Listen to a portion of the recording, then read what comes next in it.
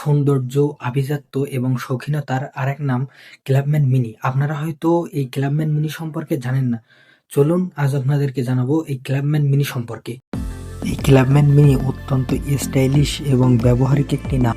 এটি মূলত সাধারণ মিনির চেয়ে কিছুটা বড় এবং এর পিছনের দরজার স্টাইল একটু ভিন্ন এবং তুলনামূলকভাবে একটু লম্বা। এই গাড়ির আরেকটি চমকপ্রদ বিষয় হচ্ছে এর হেডলাইট। এর এই রাউন্ড শেপের হেডলাইটটি এর পরিচয় বহন করে। ব্রিটিশদের নকশাকৃত এই গোল শেপের হেডলাইটটি এখনও এর পরিচয় বহন করে। এই গাড়ির সামনে যে গ্রিলটি ব্যবহার করা হয়েছে এটা অনেকটা বিএমডাব্লিউর গ্রিলের মতো দেখা যায়, কারণ সেই সমসাময়িক ইঞ্জিনিয়াররা বিএমডাব্লিউর নকশাও এর মতো করেছিলেন। 1969 সালে কোম্পানিটি যখন ব্রিটিশ কোম্পানি লেল্যান্ডের কাছে ছিল, সেই সময় ডিজাইনার রয় হেইন্স প্রথাগত গোল শেপ বাদ দিয়ে মুখের দিকে বা ফ্রন্টে স্কোয়ার বা বক্সি শেপ আনেন।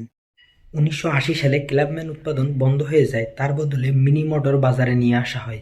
পরবর্তীতে 2000 সালে বিএমডব্লিউ ব্র্যান্ড যখন মিনি ব্র্যান্ডকে পরবর্তীতে লঞ্চ করে, তার কয়েক বছর পর 2007 সালে এর প্রথম সিরিজ লঞ্চ করা হয়।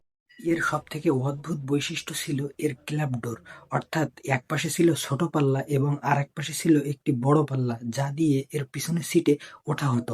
2007 সালে লঞ্চ হওয়া বিখ্যাত ওয়ারপ্যান মুভিতেও এই গাড়িটিকে দেখা যায়।